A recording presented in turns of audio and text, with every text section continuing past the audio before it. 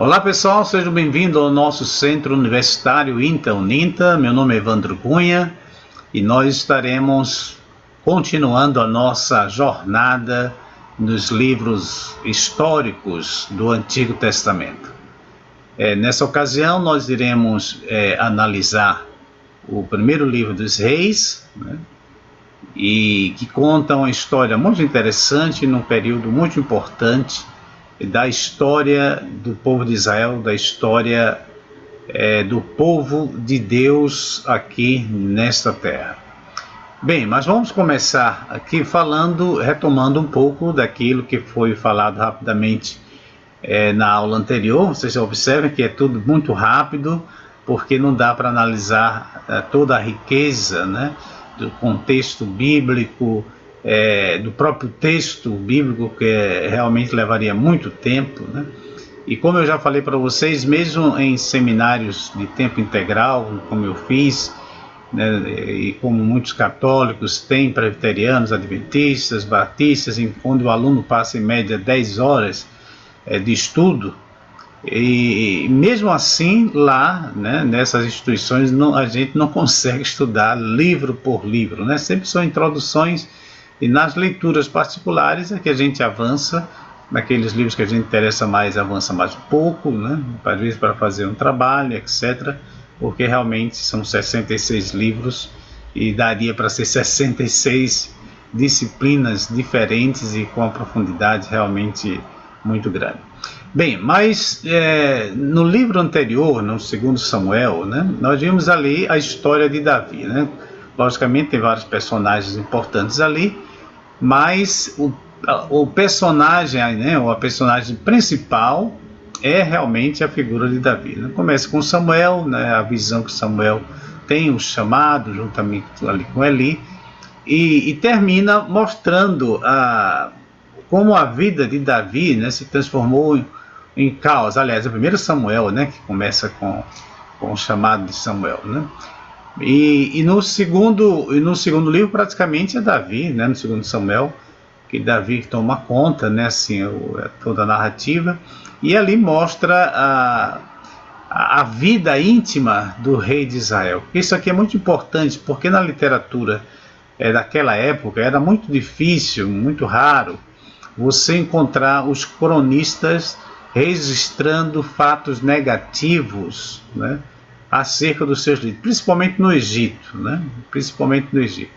E no caso da tradição hebraica, não, eles não tinham problemas com isso, né, de mostrar a fraqueza e também as virtudes dos seus líderes. No caso de Davi, ele mostra como Davi foi um grande guerreiro, um homem segundo o coração de Deus, mas que também teve aquele problema com Batseba, que muitas vezes nos livros históricos vai ser considerado o pecado de Davi, né?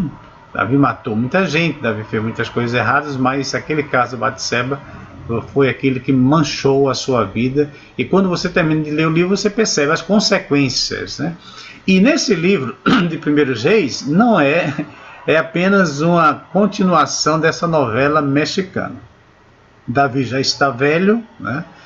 E essas narrativas, como eu falei para vocês, às vezes deixa a gente assim um tanto desconfortável, né, com um certo mal-estar quando a gente lê isso, né, que Davi já estava velho, e os seus servos, sabendo, né, que Davi sempre foi um homem muito mulherengo, né, na linguagem assim, popular, e como ele estava sentindo muito frio, né, que pode ser realmente questão de velhice, essas coisas, mas pode ser também questão do tempo, né, que eu não sei se vocês sabem, né, mas que ali em Israel neva, né, no período do inverno chega a nevar, então fica muito frio. Eu ainda peguei, quando eu estive lá, ainda peguei um pouquinho de neve, não muito, né, então é muito estranho, né, você está frio, depois começa a esquentar de novo, e é muito provável que fosse no período de inverno, e o rei estava ali com muito frio, e tiveram a ideia, né, de tentar animar o grande rei de Israel, trazendo uma virgem, né? Trazendo a virgem para fazer um papel ali de, como a gente chama em italiano, de badante, né? E também de enfermeira e quem sabe até diamante, né? É muito estranho assim, essas coisas para a nossa mentalidade ocidental, né? Mas naquela época eram coisas bastante comuns, né? Como eu falei para vocês, a ética, a moralidade do Antigo Testamento, ela é bastante elástica, né? Não é tão rígida como a ética cristã do Novo Testamento. Bem, então a Bíblia começa mostrando essa situação e mostrando que, na verdade, essa na verdade é uma metáfora daquilo que estava acontecendo com o reino de Israel, né? O esfriamento não era apenas do corpo do rei Davi, mas da própria estrutura que estava ali no período caótico, entre irmãos brigando por irmãos, aquela luta pelo poder, e ali Deus vai escolher, né, encurtando aqui a história, né, Deus vai escolher a figura do rei Salomão, né? Então começa com o declínio de Davi e começa depois mostrando, veja, Davi foi o homem que unificou Israel, né? Aí vem a figura de Salomão e depois vem, né, as fraquezas do rei Salomão e termina falando ali da divisão do reino, né? Quer dizer, aquilo que Davi lutou tanto para que não acontecesse, terminou acontecendo. Pessoal, mais uma vez, isso aqui são lições extraordinárias para a liderança, né? As consequências dos nossos atos podem afetar gerações, quer de forma positiva, quer de forma negativa. Na vida de Davi não foi diferente, né? E na nossa vida também não será diferente. Davi realmente, os seus filhos copiaram muitas coisas de Davi, né? Se Davi era um homem mulherengo, Salomão teve 1000 mulheres, só para vocês terem uma ideia da situação. Mas o que nos chama a atenção neste livro, né, é o fato do chamado de Salomão, né? O chamado de Salomão, que é um chamado muito interessante, porque ele agora já tinha sido ungido o rei de Israel, né? Num momento muito tenso ali, o seu irmão querendo também Adonias, né? Querendo também ser rei. Há um dado aqui, antes que eu avance um pouquinho, há um dado assim curioso, né, da narrativa, que é a figura de Joabe e do profeta Natã, né? Porque Joabe está em plena ação ainda, né? E isso é muito estranho assim, quando a gente pega a cronologia dos reis de Israel, né? Quer dizer, realmente esse indivíduo deveria ter uma estrutura física muito boa, né? Quem sabe igual a Caleb no Antigo Testamento, porque ele já estava velho, né? Mas ainda estava no comando, né? Ainda estava no comando. E o profeta Natã, veja, o profeta Natã esteve com o rei Davi desde há muitos anos, né? Acompanhou, inclusive foi ele que denuncia o pecado de Davi, e ele ainda está vivo, né? O Davi já está morrendo e Natã está ativo, né? E se você volto a repetir, faça a leitura desses livros, né? Você pode não ler nenhum comentário bíblico do mundo, nenhum livro de teologia no curso de teologia, mas se você não ler a Bíblia, né, não estudar a Bíblia no curso de teologia, aí é o fim, né? Realmente é o fim não apenas do reino de Israel, mas da nossa vida, né? Então leia, quando você lê ali, você percebe mais uma vez aquela estruturazinha que eu mostrei para vocês, que tenho mostrado, né? A questão da relação profeta, deixa eu colocar aqui bem rapidinho, né? Isso aqui é importante para a gente estar sempre lembrando, né? Essa relaçãozinha aqui que eu coloquei, né? A relação do rei, profeta e sacerdote, né? Por que isso aqui é importante, pessoal? Porque você veja que quando Davi foi chamar, foi ordenar para que pudesse Salomão ser ungido rei de Israel, ele chama o profeta Natã, ele chama o sacerdote para ordenar o rei, né, para ungir o rei, né? Então perceba que essa estrutura ela faz parte da constituição orgânica de Israel, né? Muito interessante, né? Outras nações também tinham estruturas semelhantes, mas Israel, isso aqui é o coração, né? O coração da nação gira em torno dos profetas, dos sacerdotes e da monarquia, né? Da monarquia. Então, voltando aqui, pessoal, então Deus chama Salomão, porque eu quero enfatizar isso aqui. Eu quero enfatizar para mostrar a importância da língua bíblica e como ela te possibilita fazer uma leitura mais aprofundada do texto bíblico, né? Então Deus chama Salomão. Salomão está muito jovem, Salomão se sente impotente diante daquela situação. É um quadro muito semelhante àquele lá de Josué, né? E agora Deus pergunta o que é que ele gostaria, né, de receber, e Salomão pede sabedoria, né, para que pudesse governar o povo, né, ou entendimento para que pudesse governar o povo. Eu quero mostrar para vocês aqui essas palavras em hebraico, né, e como elas são importantes, né, para a gente entender aqui deixa eu colocar aqui, pessoal, a narrativa, né? Olha aqui, no versículo 8, né?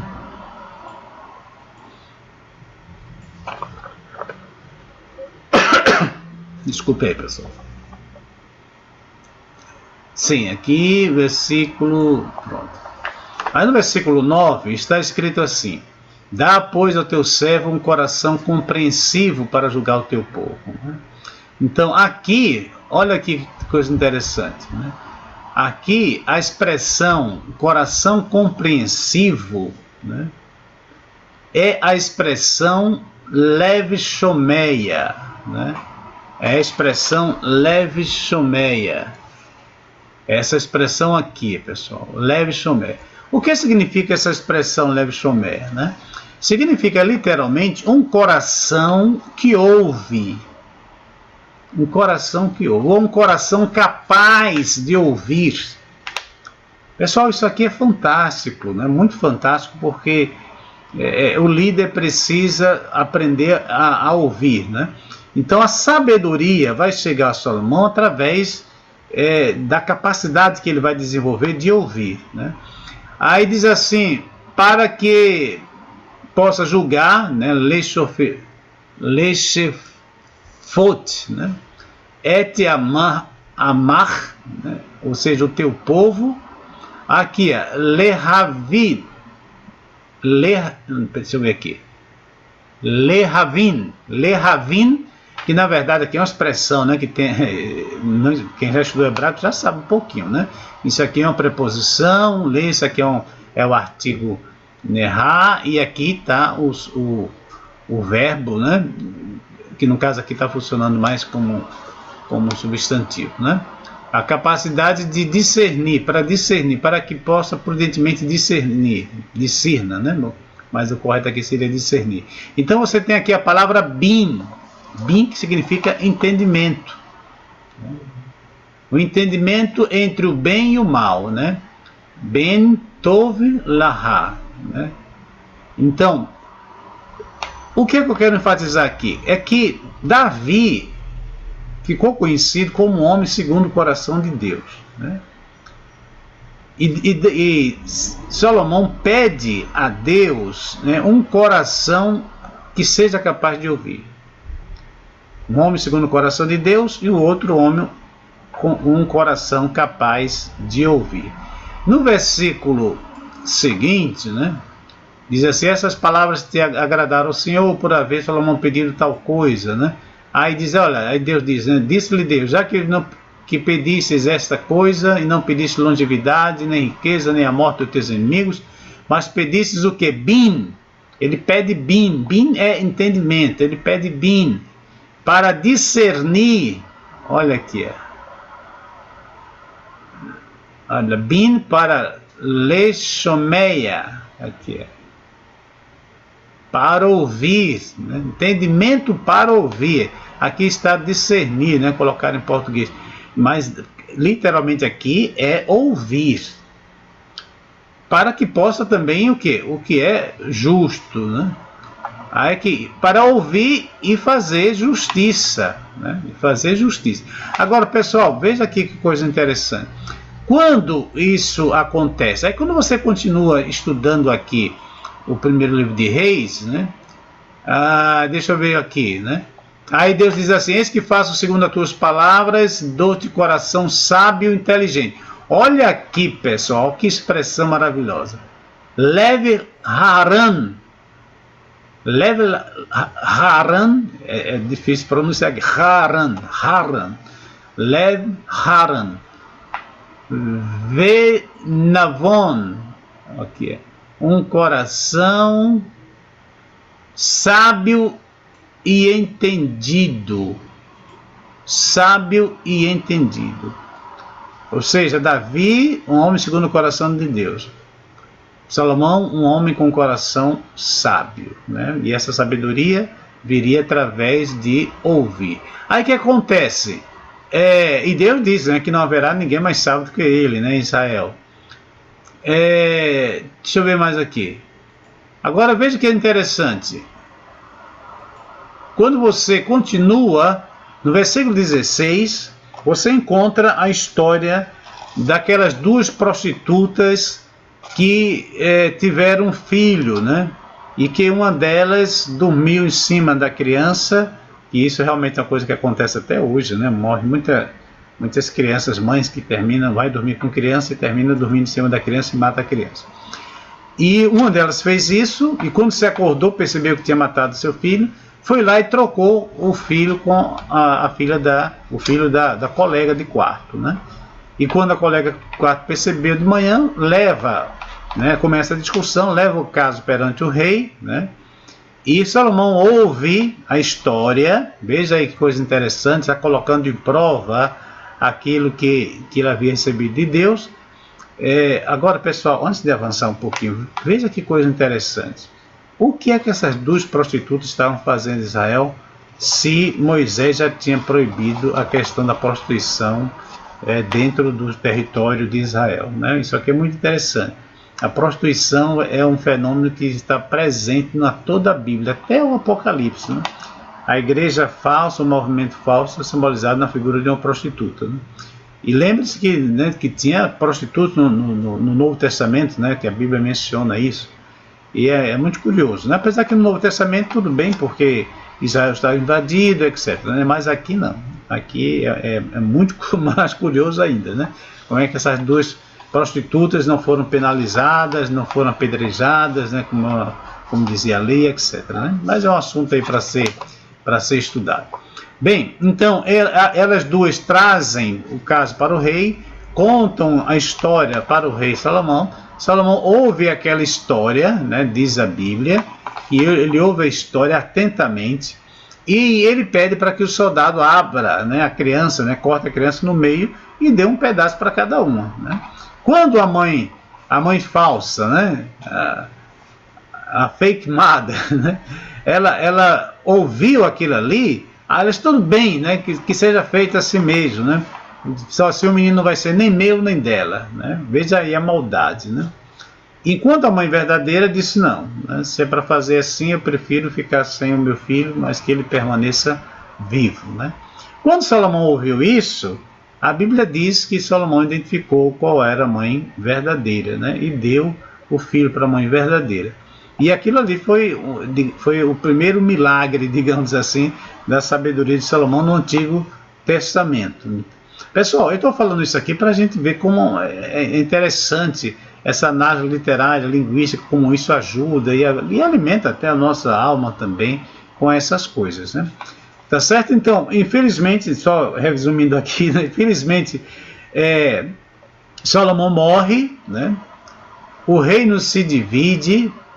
Deixa eu colocar aqui para vocês terem uma ideia, né? O reino vai para o norte, né? Fica a parte do norte e a parte do sul. Deixa eu escrever aqui rapidinho para vocês, né? Deixa eu escrever rapidinho para vocês aqui, para que... Peraí, viu? Então, a estrutura, depois da morte de Salomão, fica assim, né?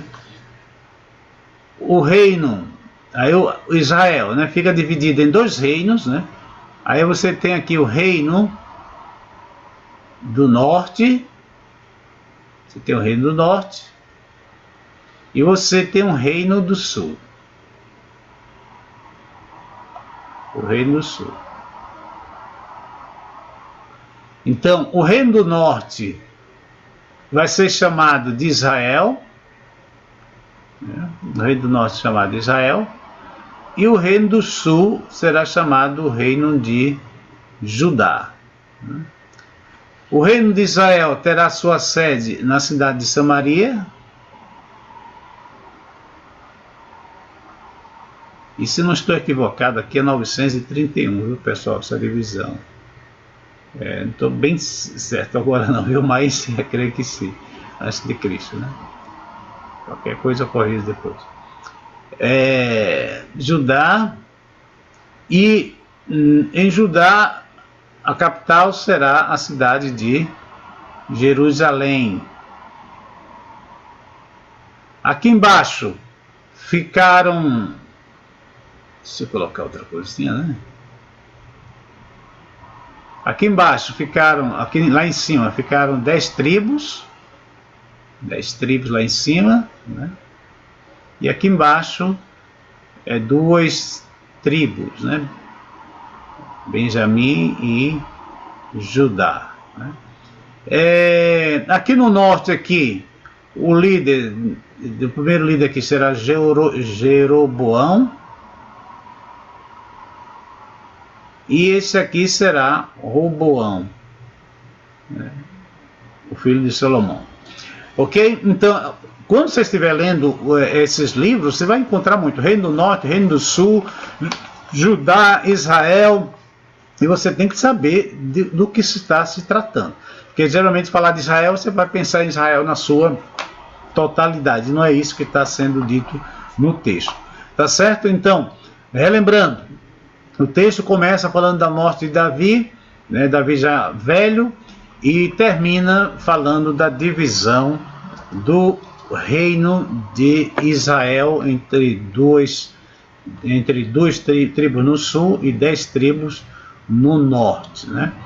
Então, pessoal, que Deus abençoe vocês aí nos seus estudos, né? Dê uma olhadinha nesse material, leia a Bíblia, né, o texto original, tá certo? E dessa forma vocês terão uma boa formação teológica, né? E teologia é um assunto para a vida toda, né? Não pense que isso aqui é assunto só de faculdade de teologia. Tá ok? Então, um forte abraço, a gente fica por aqui e nos veremos na próxima oportunidade.